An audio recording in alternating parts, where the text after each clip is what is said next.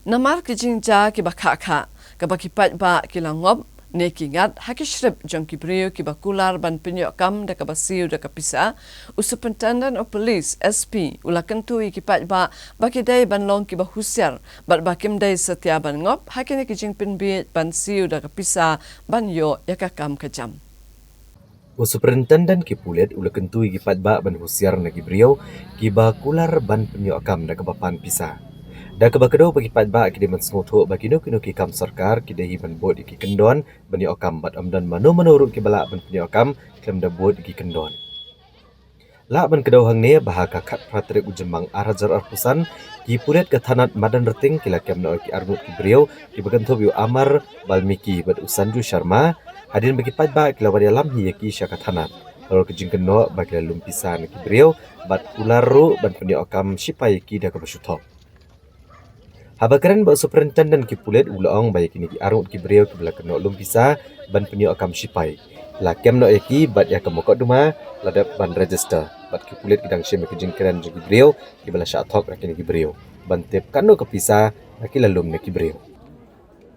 Superintendent ki pulet ula kentu ki patba bakin long ki behusiar bat bakim dai ban ai pisah ka dai ba kejingi akam sarkar. Amar kaneru kadai kejingi don benta joki hakini ki kam seniu. Da kabakado belada ki beriau ki ai pisa na kebentau di okamru kila ban ngat lang hakaan. Kumtakan bahab kin kiar na kum kini kijingja. Those people are in custody and case has been registered and all that. Statements have been collected from people who actually had been duped by them. So we are trying to ascertain what is the total volume of money which has been given by people who have been due to these culprits. I just would like to urge the public, don't fall prey because giving money for jobs in the government or recruitments also you are a party to that crime. In fact, you are abetting that crime, so and could be liable also. So can you refrain from such practices and don't fall prey because any recruitment is a very watertight system, so nobody can just get in easily, and touts will actually take advantage and then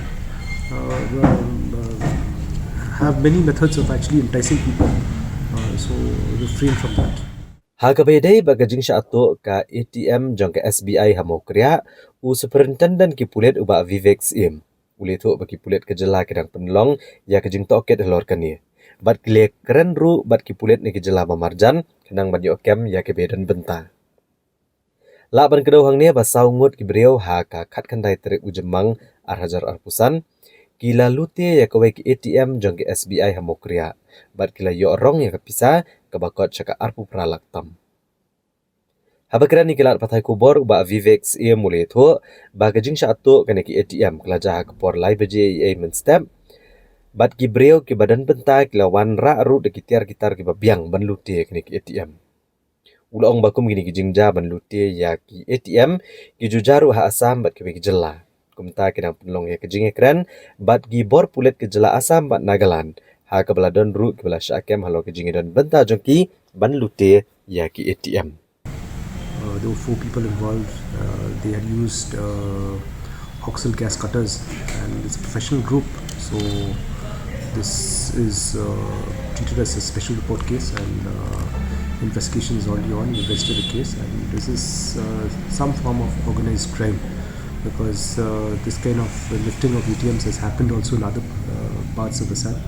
So we have already reached out to our counterparts and all that, especially Nagaland also it has happened, and some people were caught also. So coordinated effort will be there, and